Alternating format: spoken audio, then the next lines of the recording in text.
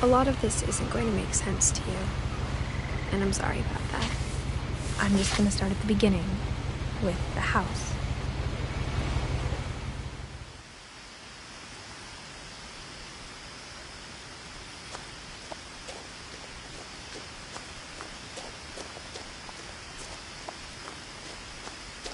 I lived here until I was 11, but I wasn't allowed inside half the rooms.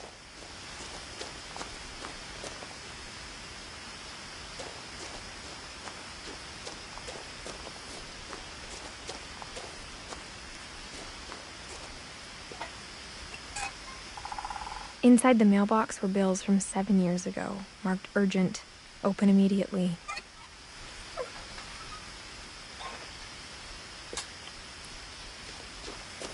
I hadn't been back since my brother Lewis's funeral.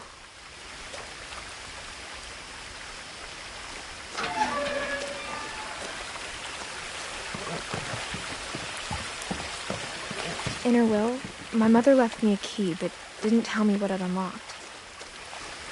Maybe she thought I'd know, or she thought that the mystery would be enough to bring me back.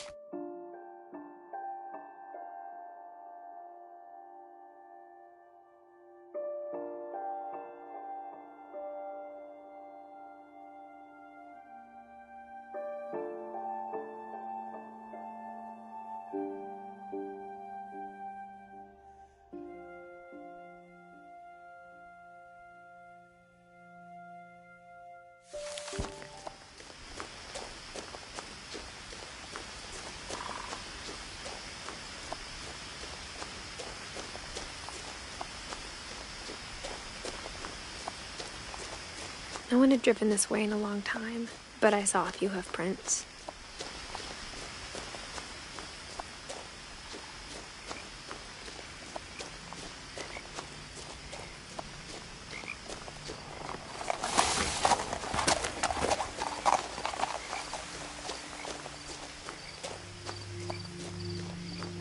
The truth is, even after I inherited the house, I never thought I'd come back to it. But now I had questions about my family that only the house knew the answers to.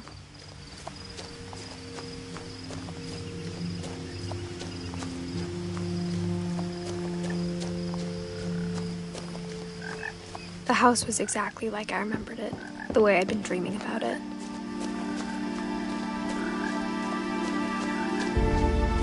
As a child, the house made me uncomfortable in a way I couldn't put into words.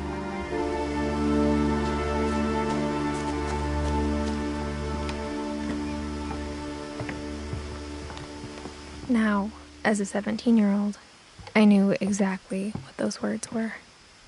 I was afraid of the house. I hoped the key might unlock the front door. It didn't.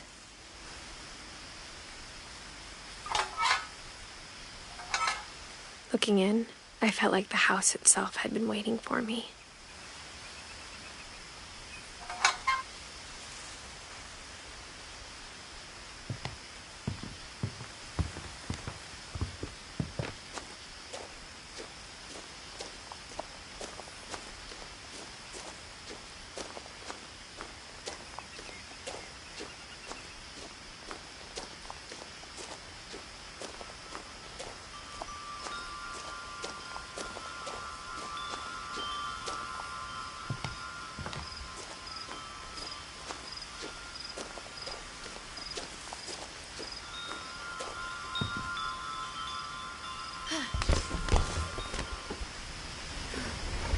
Crawling through the doggy door used to be a lot easier when I was 11.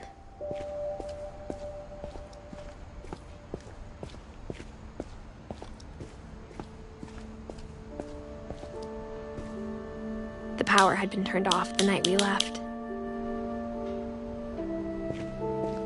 For the first time in years, I felt like I was home. But instead of a family, there were just memories of one. Like how only one restaurant would deliver to our house, so we had Chinese a lot.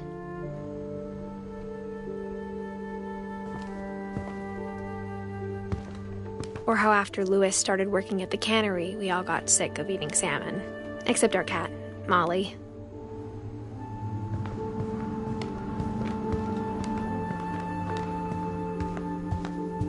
The table was still a wreck from the night we left. It was like a bomb had gone off, killing everyone but sparing the furniture.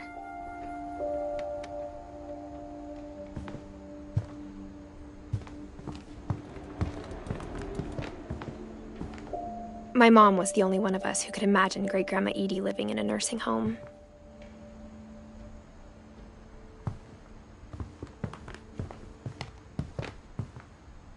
Nothing in the house looked abnormal. There was just too much of it, like a smile with too many teeth.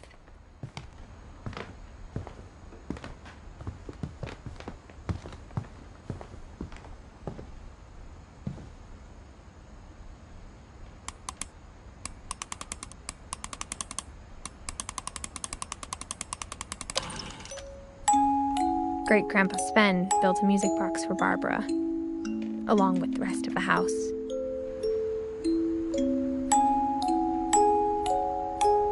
Mom always told me to stay out of the basement, so I wasn't too surprised when the key didn't fit.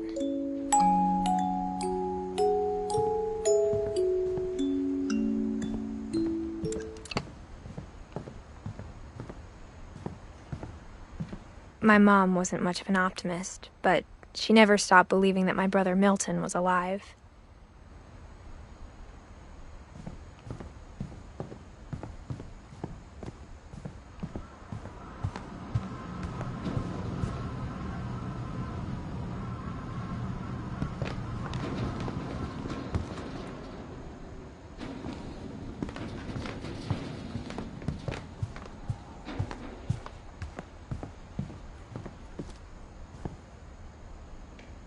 After Milton disappeared, Mom sealed up all the bedrooms. Then Edie retaliated and drilled peepholes.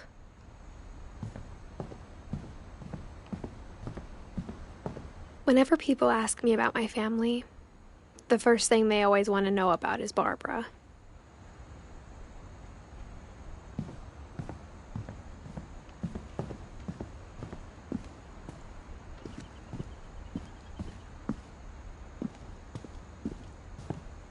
Edie's father, Odin, built the original house.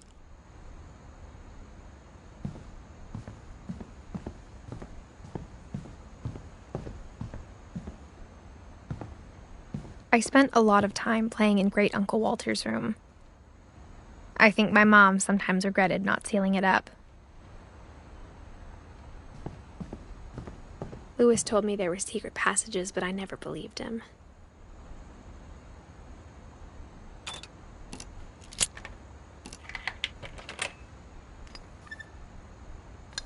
Turns out, my mom was really good at keeping secrets.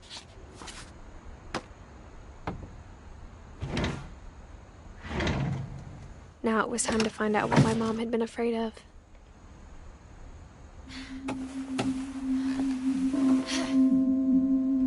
From the paintings on the wall, it was clear my brother Milton had been here before me. Reading this, maybe it sounds like I had a plan. But I had no idea what was behind that door.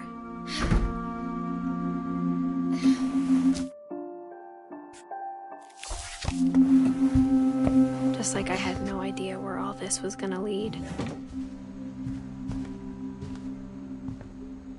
I grew up looking at Molly's room through the peephole. Being inside for the first time, I felt like I'd stepped behind a painting.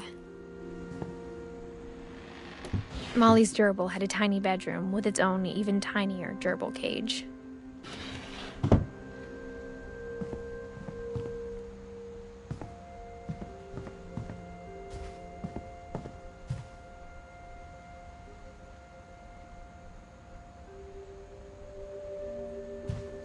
I got the sense Edie had spent a lot of time here before my mom sealed the doors. December 13th, 1947. Dear Diary, I'll be gone soon, but I wanted to tell somebody about what's gonna happen. It started when Mom sent me to bed without dinner. I woke up and I was starving, so I looked around for something to eat. The gerbil food was dry, but I didn't mind it.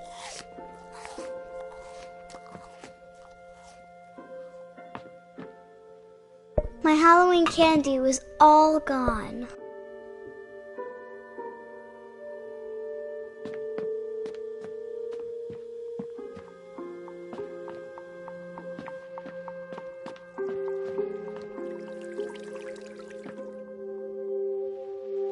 I thought about eating Christopher, but I held back.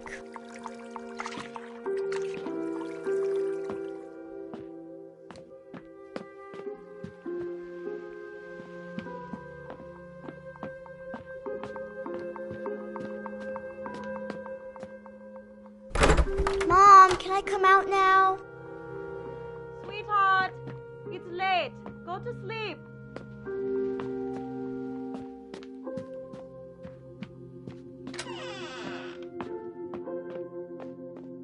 I kept eating and eating.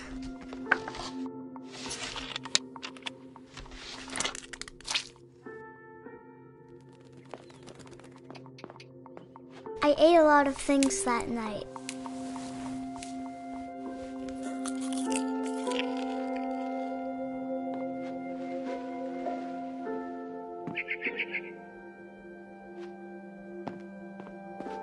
Then I heard chirping outside my window.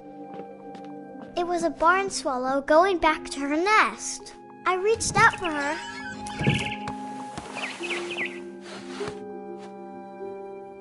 And suddenly, I was a cat.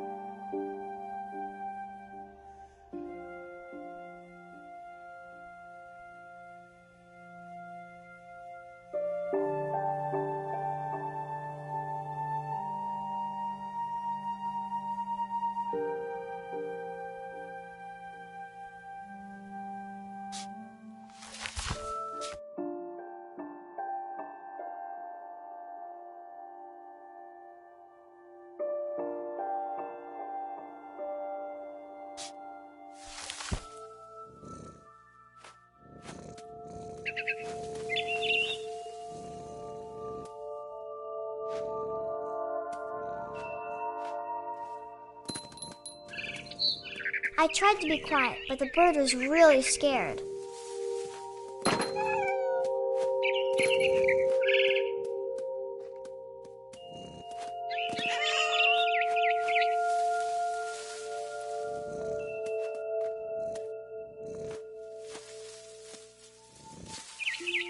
Mom and Dad didn't even look at me.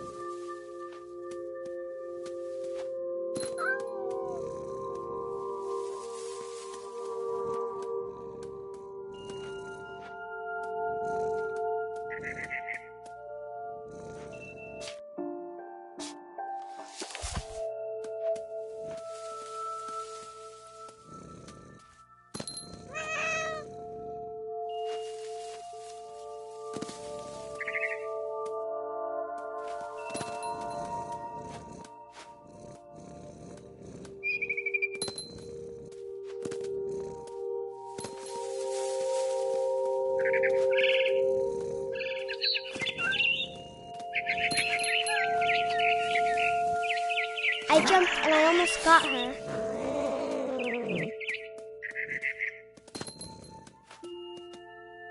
I could tell she was getting really tired. Now I was up in the big tree. I promised Dad I wouldn't climb it anymore. All I cared about was eating that mama bird. I gobbled her up. And suddenly, I was an owl. First, all I heard was the wind. Then I heard little teeth nibbling in the grass.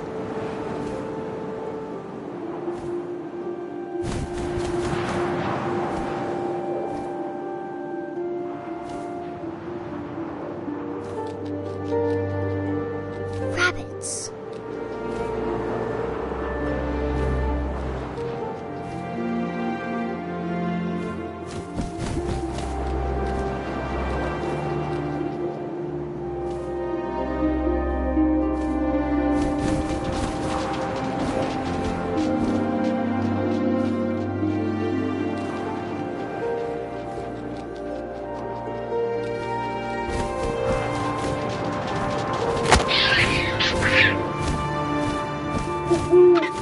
I imagined his face looking up and seeing mine through my talons. I swallowed him up, and I didn't chew one bit. Then I flew off to find something bigger.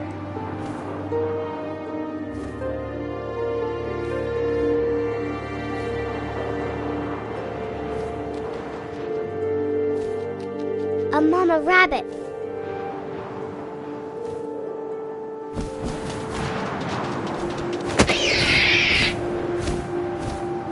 She was almost too big to carry.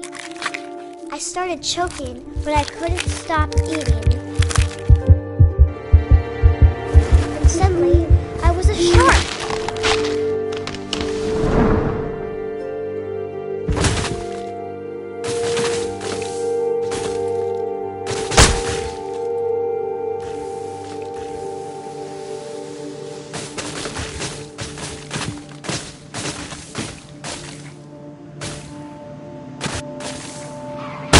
I rolled off a cliff and into the ocean. Now, I was hungrier than ever.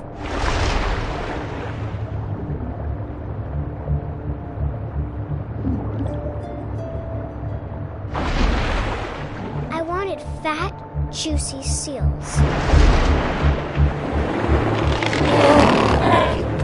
I tore off her flipper, and it tasted really good.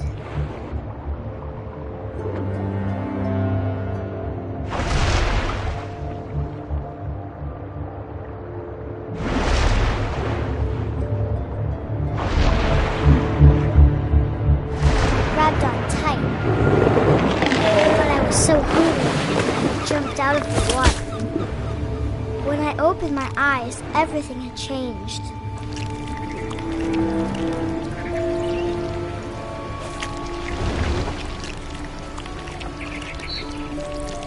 Now I was a monster, and I smelled people everywhere.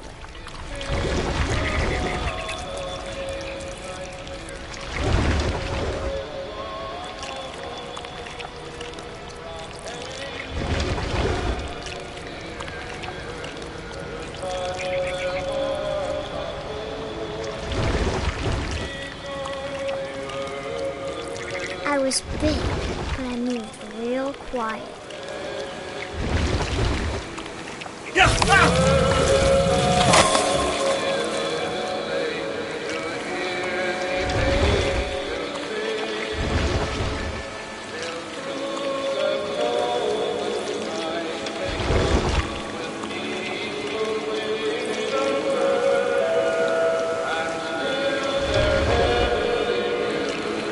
I wanted to stop, but also I didn't.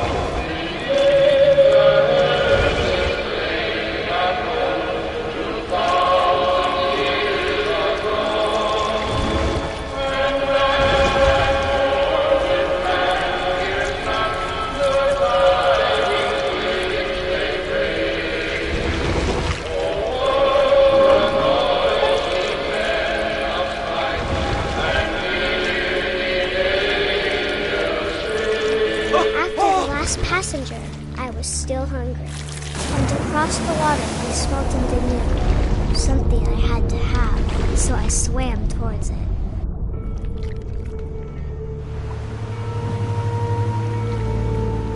I slithered onto the sand, and the good smell went into an old pipe.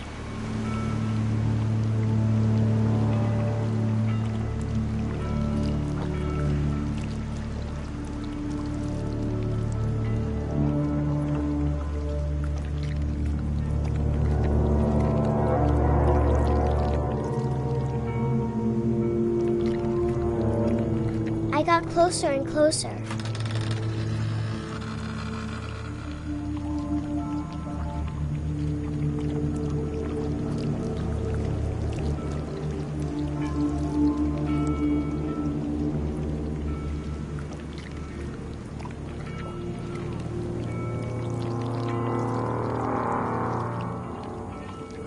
All of my stomach started growling. And suddenly, I was me again. I held my breath for a long time, but I couldn't hear anything. I think it's waiting for me to fall asleep. But it's not going to wait much longer. It needs to feed, and we both know I will be delicious.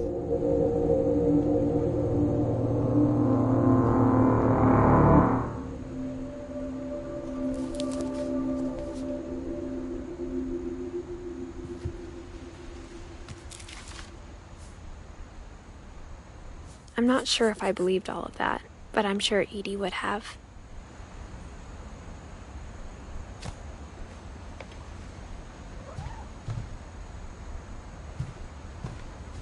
I can't describe it, but I felt like some part of Molly was still here.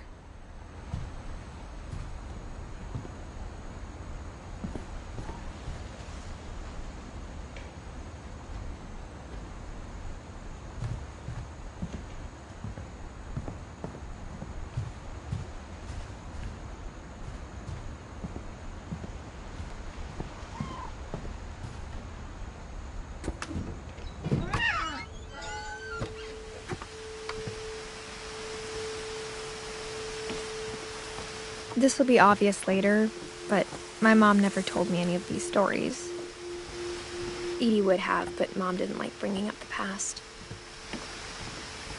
Though, when we adopted a stray kitten, she was the one who named it Molly. I spent a lot of time in Great-Grandma Edie's room. Her room was like a museum. For 500 years, the Finches have been famous throughout Norway for their fortune. And misfortune.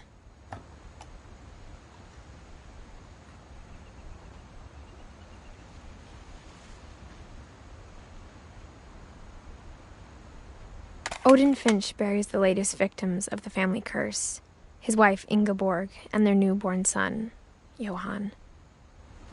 On January 7th, 1937, he set sail with his family and his house, hoping to leave the curse behind. But 40-foot waves off the coast of Washington send the house and Odin to the bottom of the sea. Odin's daughter Edie, with husband Sven and baby Molly, step ashore on their new home, Orcas Island. Odin Finch is the first to be buried in the new family cemetery. His daughter Edie is already dreaming of a new Finch house.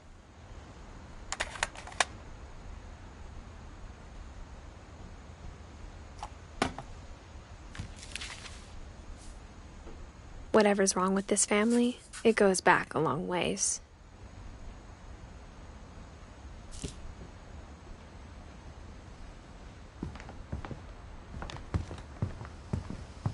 Edie knit me a new pair of gloves. Louis died a week before we left, but Edie had already started to memorialize him.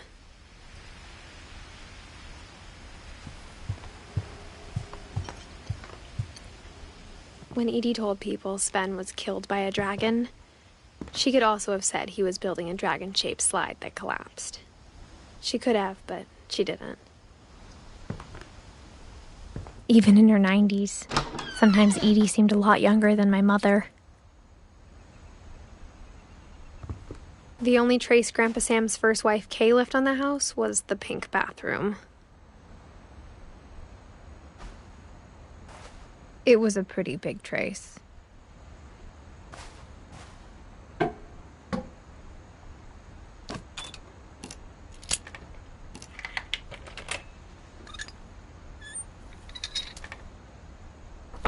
There's a secret in this bathroom. It's in the last place you would look. It isn't in the cupboard. It's hidden in this book.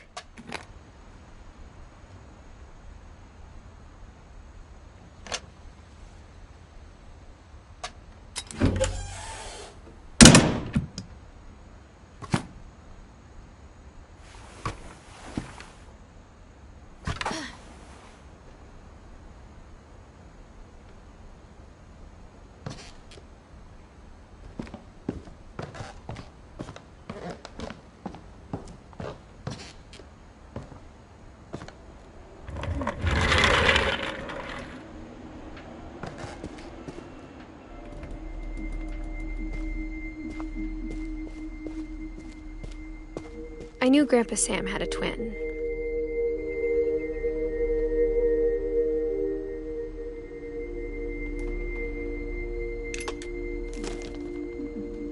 And that he never talked about him.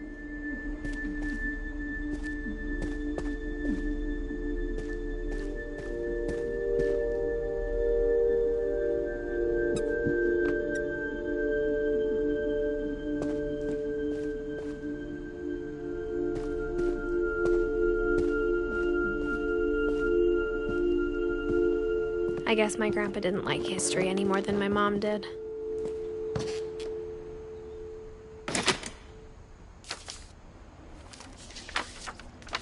How I Want to Remember My Brother by Sam Finch. The thing I remember is that when he made up his mind, that was it.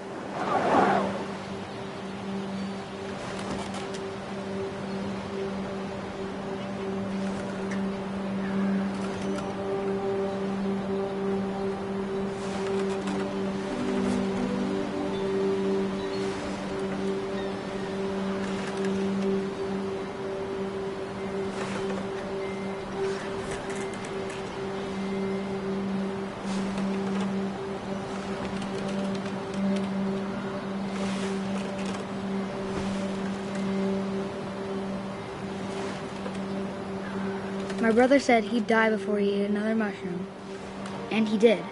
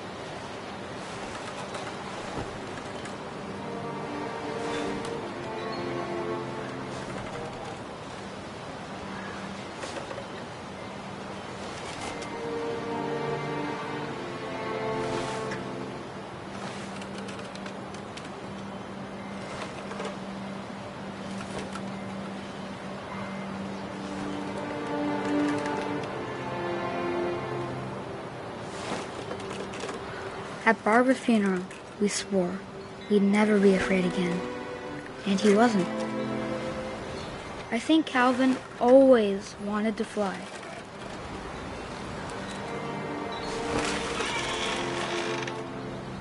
Sam! Calvin!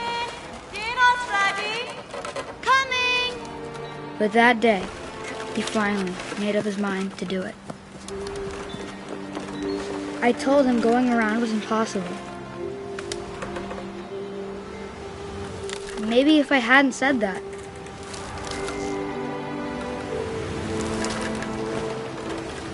Alvin, I'm not gonna tell you again. maybe if the wind hadn't picked up, then maybe he'd still be here. But I doubt it. I think he'd already made up his mind. That's what I want to remember about my brother.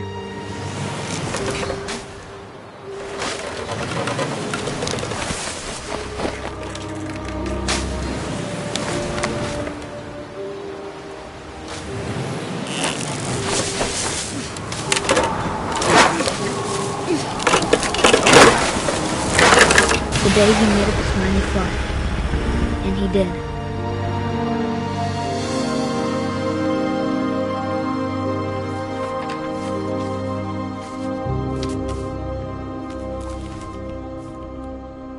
Calvin's story felt strangely familiar. When I was younger, I remember trying to do the exact same thing.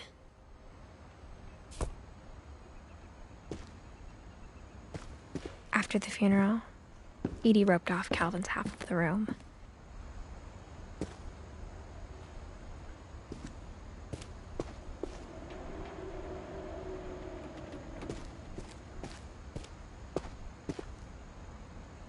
Mom said Grandpa Sam enlisted at 18 and never set foot in the room again.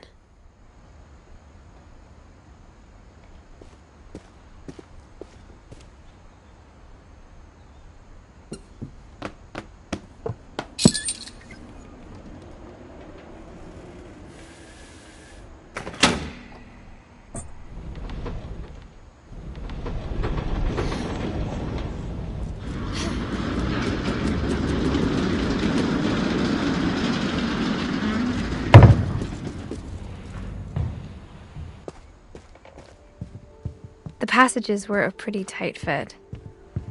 They'd obviously been built for smaller hands and bellies.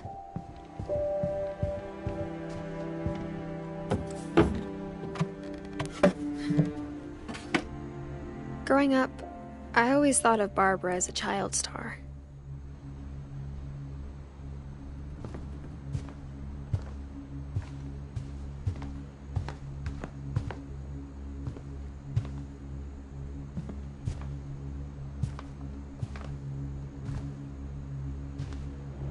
I never thought about how hard it must have been for her afterwards.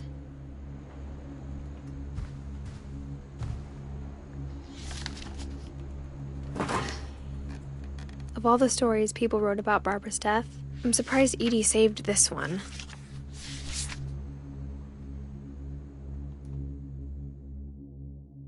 Old Jack here with another ghastly tale inspired by America's most unfortunate family.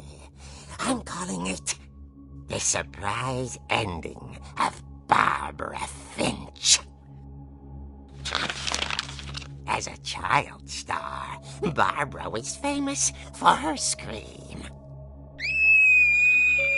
Now at 16, she was all washed up. A has-been. But in a lucky break, she'd been asked to perform her signature scream at a local convention for monster movie fans. It was just the boost her career needed. Unfortunately, her scream hadn't aged well. Getting better.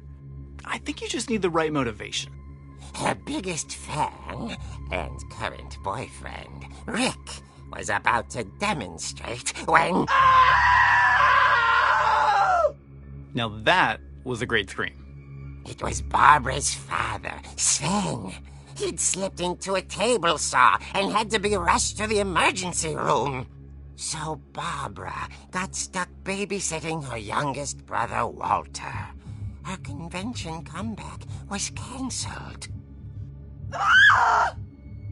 Okay, I'm hearing frustration, but I'm not hearing terror. What if I tried... A gang of hoodlums in Halloween masks have been terrorizing Orcas Island tonight. Police are urging residents to... That came from the basement. You're right! Also, I loved your delivery on that. Why is your basement door locked? Because my dad likes making puzzles and secret passages. There's a key hidden in the music box. The secret is to keep winding and winding until finally the key pops out. Thanks, babe. I'll be back in a sec. 20 minutes later, Rick hadn't returned. So Barbara went to look for him, right on cue. She reached for the music box. And as she wound the key, she listened for Rick, but the house was silent.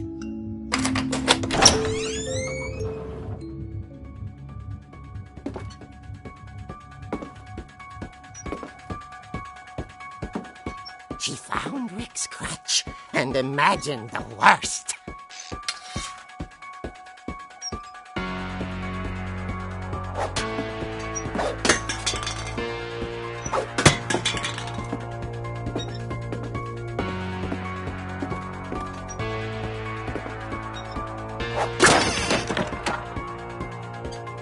The gang's leader is the infamous Hookman killer, Dr. Carl Hamill, who impaled and then ate his family 10 years ago tonight.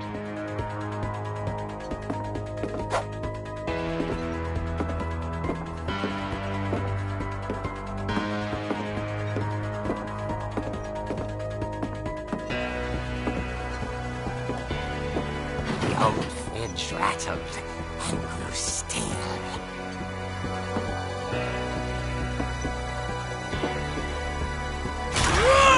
Oh dear! Oh! Rick? Barb, relax. I was just trying to scare you to help you find your scream. Well, I'm not scared, Rick. I'm furious. Then act furious. All I'm getting from you now is that you're hurt and confused and you're... She threw him out, but she kept a little something to remember him by. Barb, have you seen my other crutch? And she was still holding it when she fell asleep watching the late picture show. Hours later... Barbara! Walter, what's going on up there? Ah! Okay, I'm coming up, but if this is a trick, you're dead, Walter.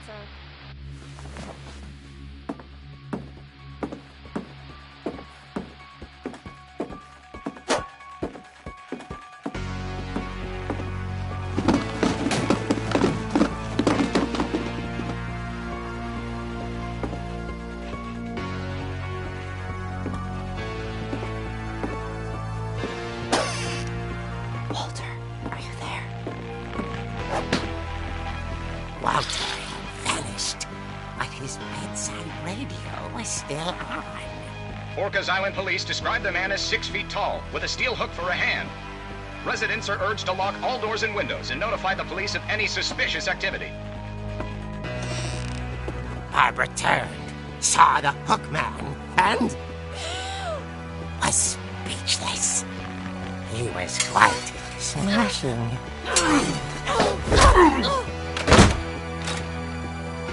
And he was. He couldn't get enough of Barbara. Okay, Barbara, there's gotta be another way out of here.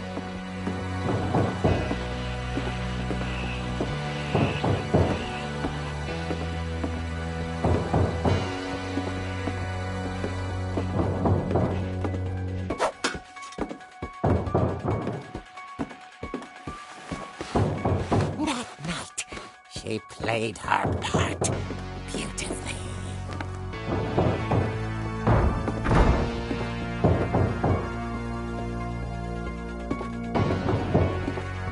Molly's door hadn't been opened in years. The hinges groaned.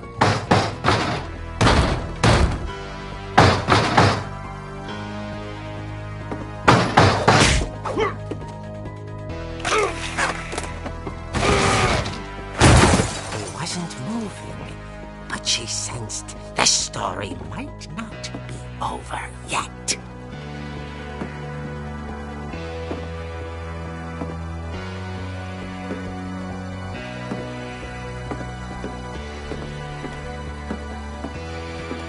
The hookman had vanished.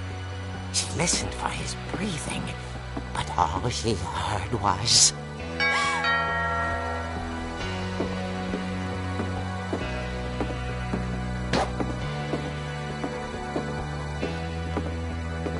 At the door, she heard whispering. It was coming from inside the house.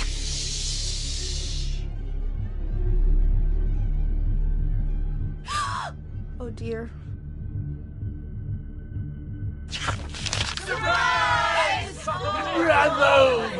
You were wonderful. The monsters had come to surprise her. For Barbara, it was a dream come true. Then she saw what kind of monsters they were, and she realized what was about to happen. She was going to be famous. And with her final breath, Barbara Finch gave the performance of her life.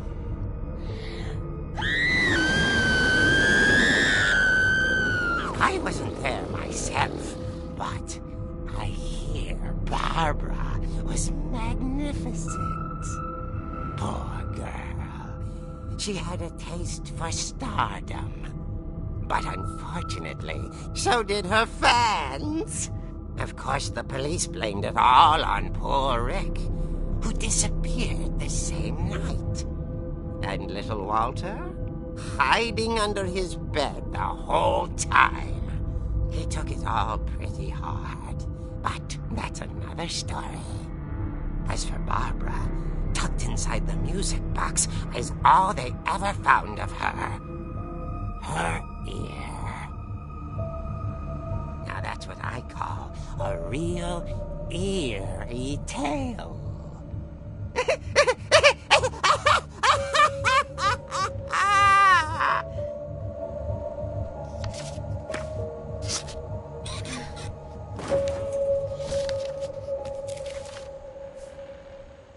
Edie told me all Barbara wanted was to be remembered, as absurd as that comic was.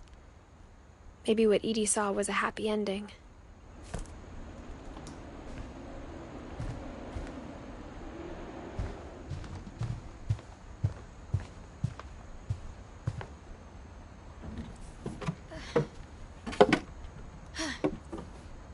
I guess now I know why Mom didn't like me playing with the music box.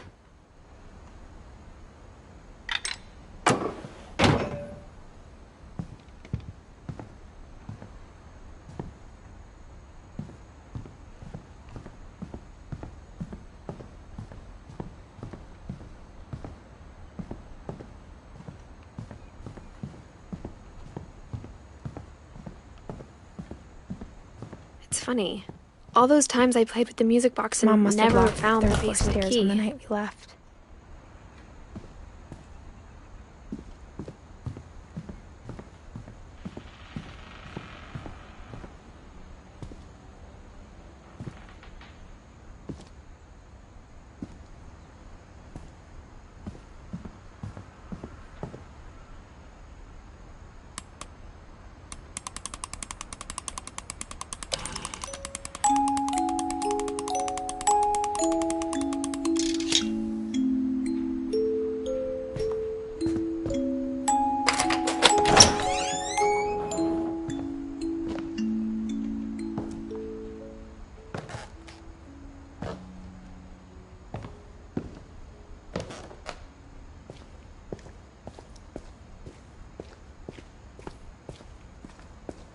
Mom said the basement was off limits, unless I wanted another tetanus shot.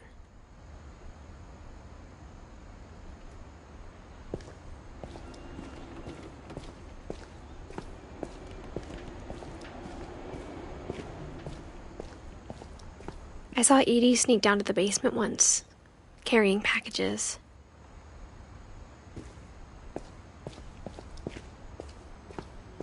I thought maybe she was hiding presents.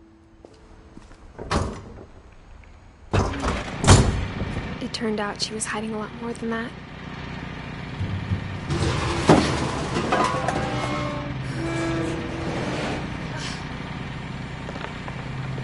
I remember asking Mom once about where Walter had gone. She said after Barbara died, he got as far away as he could. If there's a pattern in all these stories,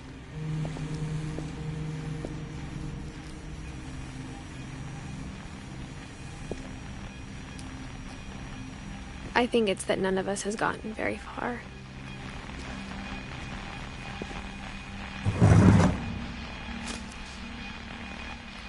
Goodbye, everyone. I can't believe I've been down here for 30 years. On that first day, after the shaking started, I didn't think I'd survive a week.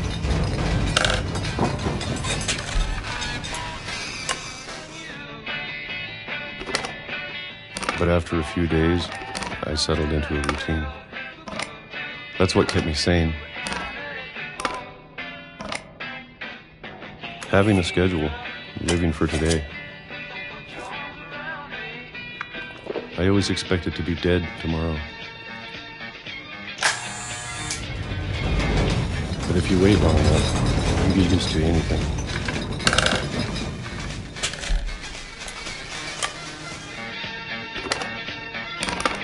Even a monster on the other side of the door starts to feel normal. Almost friendly.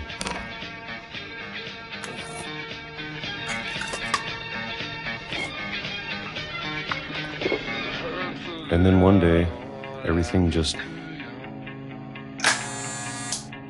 stopped. Whatever that thing was, it was gone.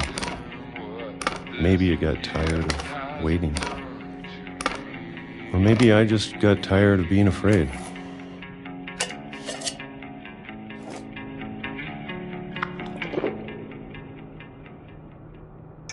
It's been a week now. The longest in 30 years. I'm done waiting.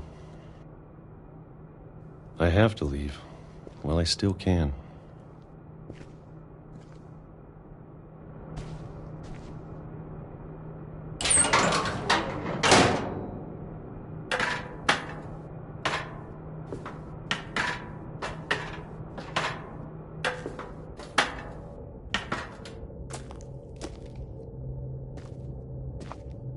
I know it's out there, somewhere.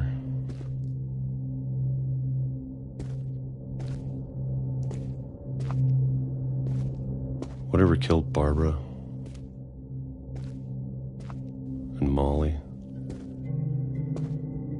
and Calvin.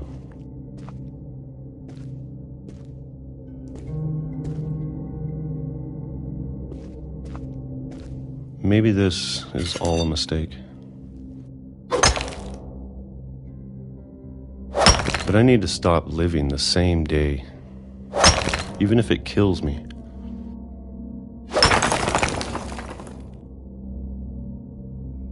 Whatever's out there, I want you to know I'm ready for it. I'm going to appreciate all of it, especially the food. I don't mind if I only have a year left, or a month, or a single week. I'd be happy with one more day. I can already imagine the sun on my face.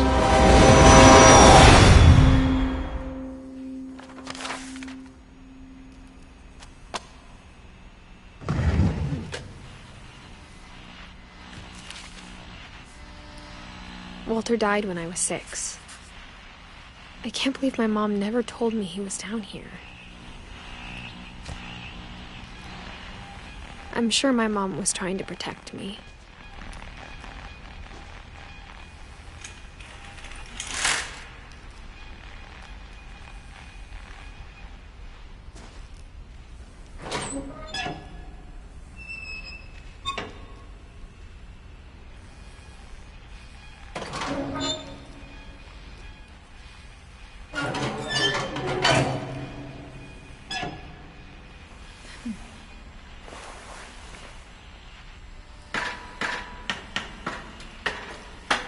Maybe she was afraid I'd end up like Walter.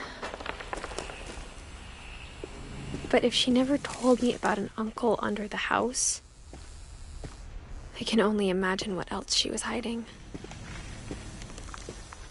I don't want to make the same mistakes she made. Trying to bury something that's still alive.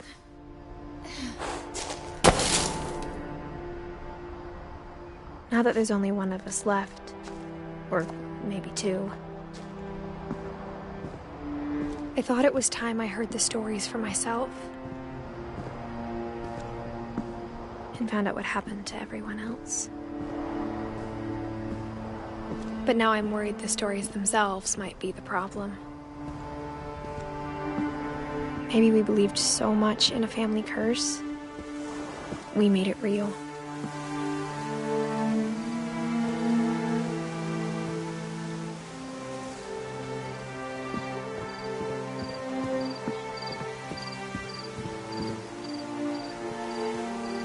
I don't know if I should even be writing this.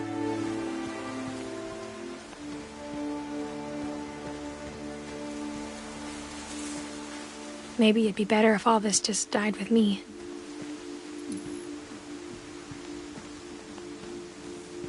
But I thought you should know about your family.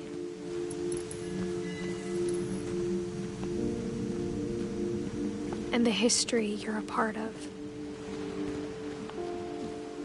Though to be honest, I feel as lost as you probably do right now.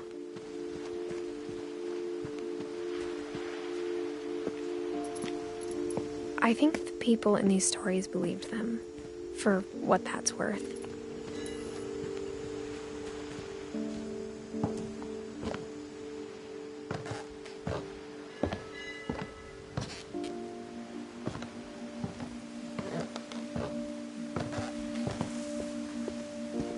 And when you look at the house, that history of imagination and stubbornness and madness, any of it seems possible.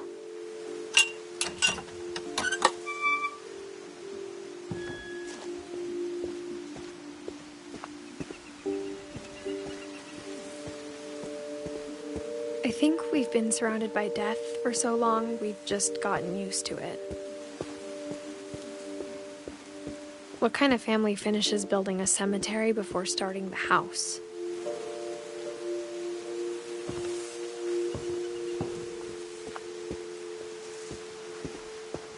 It's embarrassing for me to admit this, but the pet cemetery made me more uncomfortable than the human one. 3 of the gerbils were mine, and 2 had been my fault.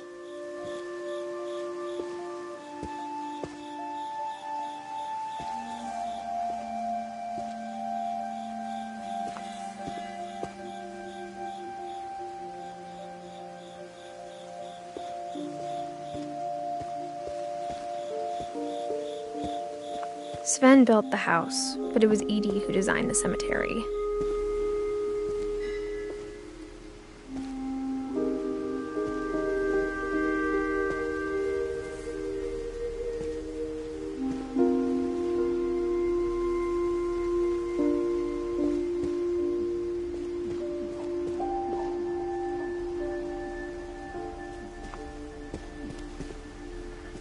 I'm sure Odin's monument had been Edie's idea.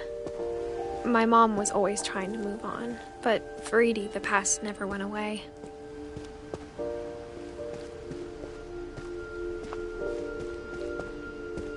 She could see it poking out of the water at low tide.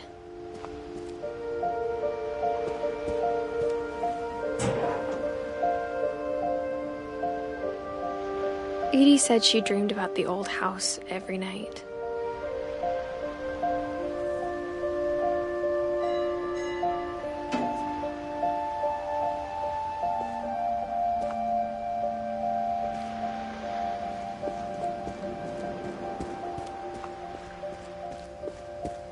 Edie's side was always easier for me to understand. But the older I get, the more I can see where my mom was coming from. Her dad had been pretty strict, but it wasn't enough to save her brothers. She was just trying to do better.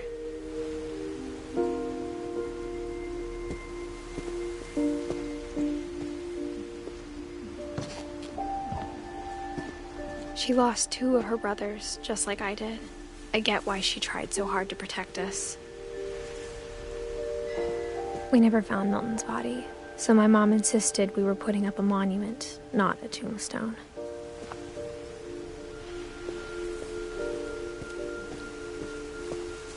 There's so many things I wish I could ask my mom now. Part of me thinks this is what she wanted all along.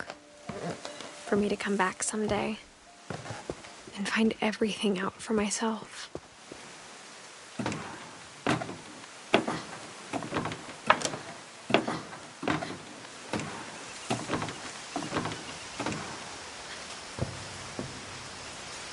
But looking back on it now,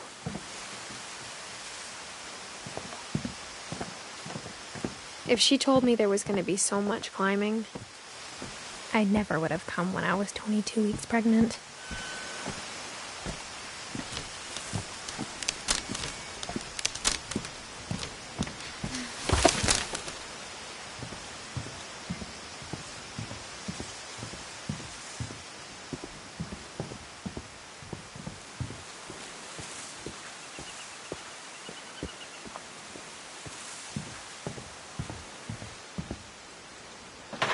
I never met Grandpa Sam, but I think he and my mom had a lot in common.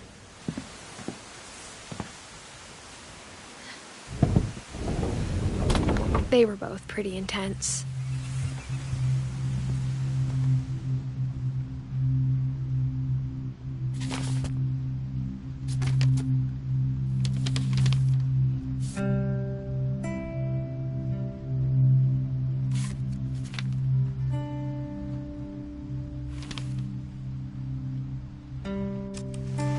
Dawn, I promise, you'll never forget this weekend.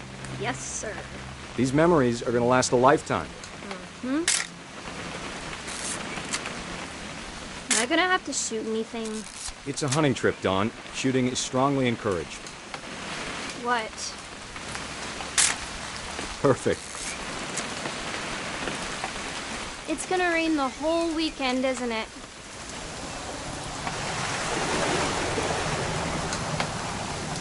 I will never forget this weekend, Dad. That's the spirit. Please just take the damn picture. Smile, Dawn. Okay, got it. I'm gonna take some pictures, okay? Just be careful. That camera's older than you are.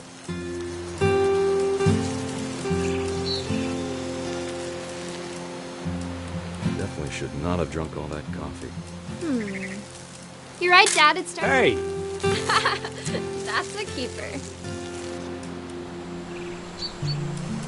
I'm just saying, I'm not always gonna be here, Dawn. You'll need to remember this stuff, if you want to survive. I'll be fine, Dad. You know who else thought he was gonna be fine? Some guy who died. Dawn, I'm being serious. I know, Dad. You're always serious. Doesn't being out here make you want to chill out?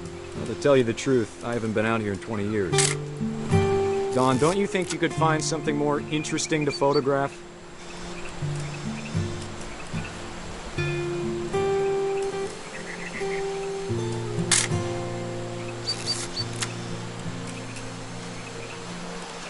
Last time I was with my brother Calvin.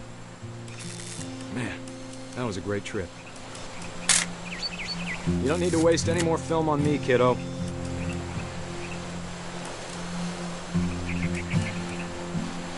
Your grandpa Sven taught us how to fish, how to build a fire. We found an old logging trail. There were deer everywhere. I bet if I could remember where that trail was, we'd spot a buck for you in no time. Give me a minute to check the map.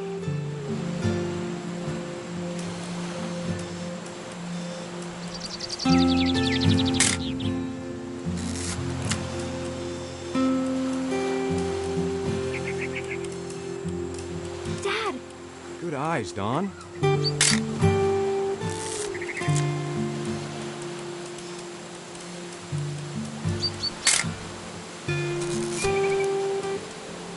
Before you take the shot, let me get a picture of you.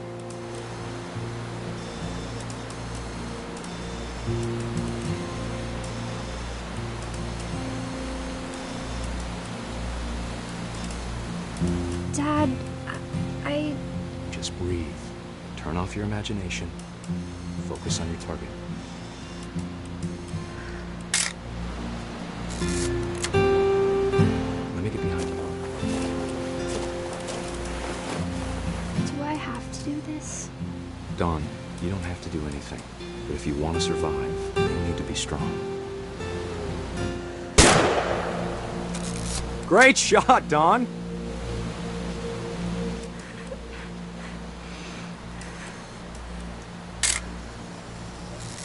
I'm proud of you, Dawn. Always remember that, okay?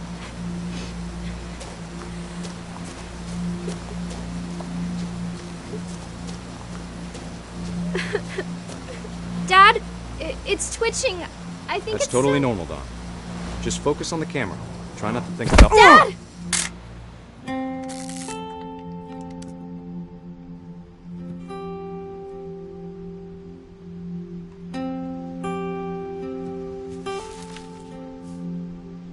Of all these stories, that's the one I wish most that my mom had told me.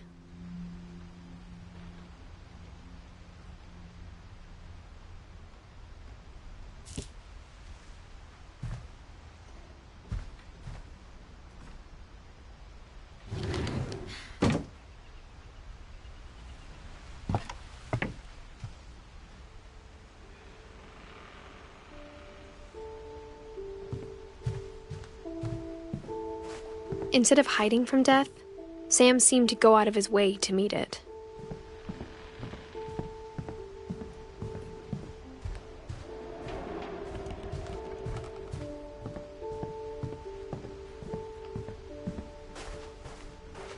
Sam spent his life shooting photos, but Mom said he got nervous being in front of the camera. I guess we're all afraid of something.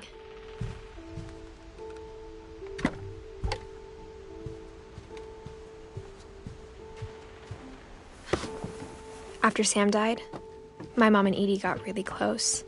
They'd both lost a lot.